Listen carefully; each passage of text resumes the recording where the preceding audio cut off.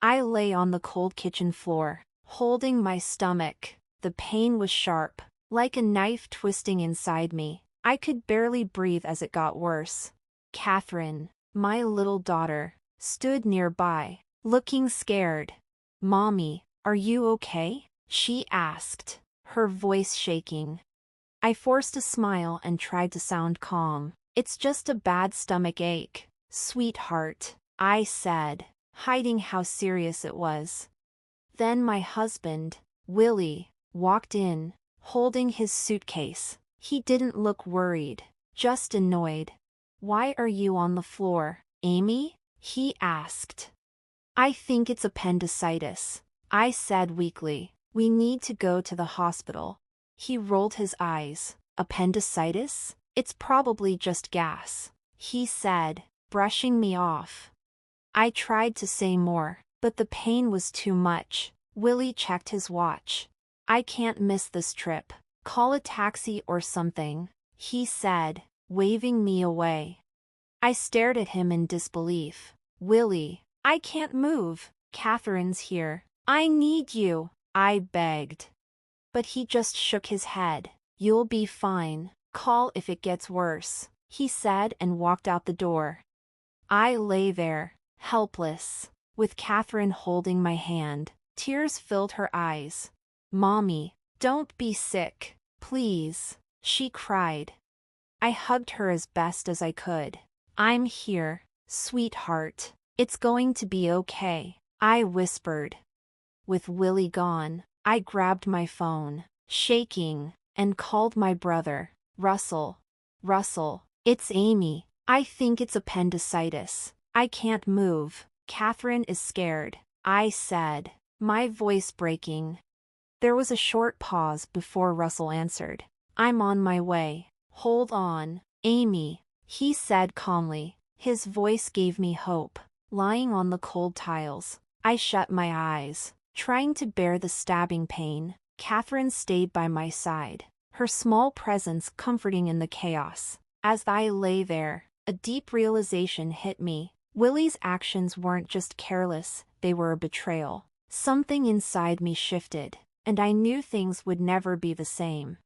At the hospital, the steady beeping of machines became oddly soothing. The surgery had gone well, but the emotional pain Willie caused stayed with me. My parents came to care for Catherine while I recovered, their worried looks asking questions they didn't need to say aloud. Where was Willie? 2 days later, I came home. The sharp pain had faded into a dull ache. Catherine's joy lit up the room when she saw me. "Mommy, you're back. Are you all better now?" she asked, her little face glowing. "Almost, sweetheart," I said, hugging her tightly. She was my bright spot in all this. But the peace didn't last. The next day, Willie and his sister Carol barged in, loud and angry. "Why didn't you pick us up yesterday? We had to pay for a taxi and train," Willie snapped. I felt a rush of anger. "Welcome back," I said coldly, glaring at him.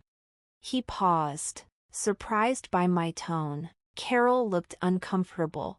"What's your problem, Amy?" Willie asked, annoyed.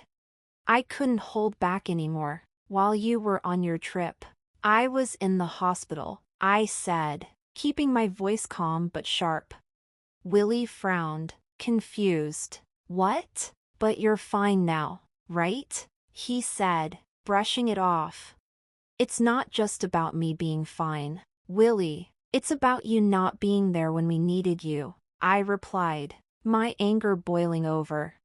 Before he could say more, the door opened. Russell walked in with my parents and his. Their faces said it all, disappointment and anger aimed at Willie and Carol.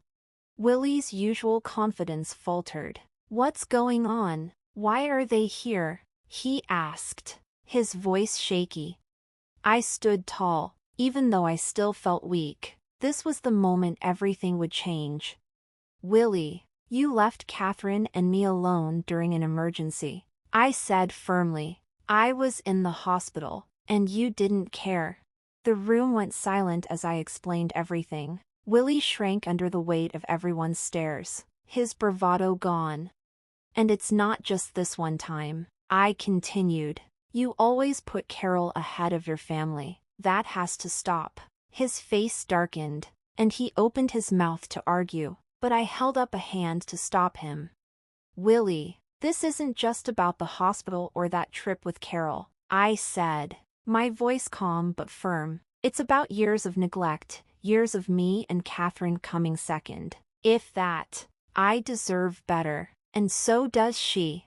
He scoffed, shaking his head. You're overreacting, Amy. Families go through rough patches. This isn't worth throwing everything away. I met his gaze, my resolve unwavering. It's not just a rough patch, Willie. It's a pattern, and I won't let Catherine grow up thinking this is normal or acceptable. She deserves to see her mom treated with respect and love. Willie's expression shifted from anger to something resembling fear. For the first time, he realized I wasn't backing down. And what about her? About Catherine? You can't just take her away from me, he said, his voice softer now, almost pleading. I hesitated, feeling the weight of his words, but I stood my ground. That's up to the courts, Willie, but what she needs most is stability, and I don't think we can give her that together anymore. The silence that followed was heavy, but it was clear, this wasn't just another fight. It was the end of the road. In the days that followed, I began taking steps to rebuild my life. I leaned on my family for support, their kindness and understanding lifting some of the weight from my shoulders. Catherine, young as she was, sensed the changes but adapted quickly, her resilience a reminder of why I had to make this choice. Each day brought its challenges, but also a growing sense of freedom. For the first time in years, I felt like I was finally choosing myself, and that choice felt like a victory. Willie sneered, his tone laced with mockery. You really think you can do this alone? Don't fool yourself, Amy. His words were meant to hurt, but I stood firm. I'd rather face the unknown than feel invisible in my own marriage, I said, my voice steady. He laughed coldly. Good luck. You'll regret this when you see how hard life is without me, he said, his dismissive smirk only fueling my determination. Anger bubbled up, not just at his words, but at the years of neglect and dismissal. This moment wasn't just an ending, it was the start of something new. This is my decision, Willie, I said firmly, and I'm not changing my mind. For a second, I thought he might fight back. But instead, he shrugged and turned away. Fine, do what you want, just don't come crawling back when it all falls apart, he said, focusing on the TV like I didn't matter. Despite his attempts to undermine me, I felt a strange sense of freedom. Fear lingered, but it was overpowered by relief and determination. For the first time in years, I was choosing myself. The next day, I began the divorce process. It wasn't easy, legal forms, tense discussions, and Willie's constant attempts to belittle me tested my resolve. But my family stood by me, especially Russell, whose support reminded me I wasn't alone. As the divorce dragged on, Willie revealed his true self, petty, manipulative, and cruel. He mocked my parenting, belittled my choices, and tried to intimidate me into giving up, but his efforts only strengthened my resolve. Enjoy the struggle, Amy, he taunted during one meeting. You'll see how much better you had it with me. I kept my composure, meeting his gaze. I'd rather struggle every day than stay with someone who never cared, I replied calmly. My words hit a nerve, and for a split second, I saw anger flicker in his eyes before he scoffed and looked away. When the divorce was finalized, I walked out of the courthouse feeling both anxious and free. The future felt uncertain, but for the first time in years, it also felt mine. In the weeks that followed, I started rebuilding my life. Each step forward, no matter how small, felt like a victory. Catherine's smile became my beacon, reminding me why I made this choice. I was no longer living in Willie's shadow. I was carving out a new path, one filled with hope and possibility. Willie's life began to crumble after the divorce. News of his neglect and the separation spread quickly through his workplace and our community. The confident, charming image he once held shattered, leaving behind whispers of pity and disdain. His co-workers, once impressed by his charisma, now saw him in a harsher light, and his reputation suffered. Carol wasn't spared either. Word of her meddling in our marriage reached the community, tarnishing her standing. People who had once admired their bond now viewed it with suspicion. The relationship between Willie and Carol, once so close, began to show cracks. One day, as I picked up Catherine from school, I overheard them arguing outside their house. "This is all your fault." Willie's voice was sharp and angry. "Don't you dare blame me," Carol shot back, equally furious. "You destroyed your own family." Their loud fight played out in public, a stark contrast to the united front they had always tried to show. It was clear their choices had come back to haunt them. As I walked away with Catherine, a quiet sense of vindication settled over me. They were finally facing the consequences of their actions, a long overdue reckoning. That evening, as Catherine slept, I stood by the window, reflecting on everything. The past months had been painful and exhausting, but I had emerged stronger. I had fought for my dignity and Catherine's well-being, and I was finally free to create a life we deserved. Life after the divorce slowly found a new rhythm. The heavy weight of my unhappy marriage lifted, replaced by hope and a growing sense of independence. Finding a job became my first focus. Returning to work after years at home wasn't easy, but I was determined. After several applications and interviews, I landed a position at a small accounting firm. The owner, a kind woman who understood the challenges of balancing work and motherhood, welcomed me with open arms. The flexible schedule allowed me to support Catherine while rebuilding my career.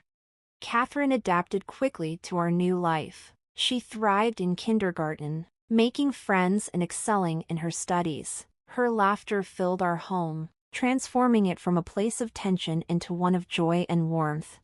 Step by step, I was rebuilding, not just for Catherine, but for myself. Each day felt like a victory, a step closer to the life I had always hoped for. There were still moments when the past with Willie haunted me. One afternoon, while dropping Catherine off at school, I overheard some parents gossiping. "That's her, Amy. Her husband left her because he couldn't stand being around her anymore," one of them whispered. Their words stung, but I stood tall. The gossip and judgment were a small price to pay for the peace and freedom I now had. Meanwhile, Willie's life continued to spiral. His pride had taken a blow, and his reputation was tarnished. I learned through mutual friends that he had moved back in with his parents, something he was trying to keep secret. His fall from grace was clear. Soon, everyone knew about Willie's return to his parents' house, and Carol's life wasn't any better. Her involvement in our marriage had alienated many of her friends, and her relationship with Willie had become strained, filled with blame and regret. They barely spoke anymore. For me, my family was my rock. Russell had moved closer, offering constant support, and my parents helped shower Catherine with love, helping her heal from the wounds of the past. One afternoon, as I sat sipping coffee in the kitchen, I thought about everything I had been through, the pain, the struggle, and, most importantly, the freedom I now enjoyed. I had survived and emerged stronger, more confident, and more at peace. Just then, the doorbell rang. I opened the door to find Willie standing there, his face etched with defeat. "Amy," he said, his voice heavy with remorse. "I'm sorry. I didn't realize what I had until it was gone." His apology, though late, confirmed that I had made the right choice. I took a deep breath and answered quietly, but firmly, "Thank you, Willie, but it's too late. I've moved on." As I closed the door behind him, A sense of closure washed over me. That chapter of my life was done. A new one was beginning, and this time, I was in control of the narrative. From the living room, I could hear Catherine's joyful voice, full of life and energy. A smile spread across my face as I walked toward her. The future lay ahead of us, full of hope and endless possibilities.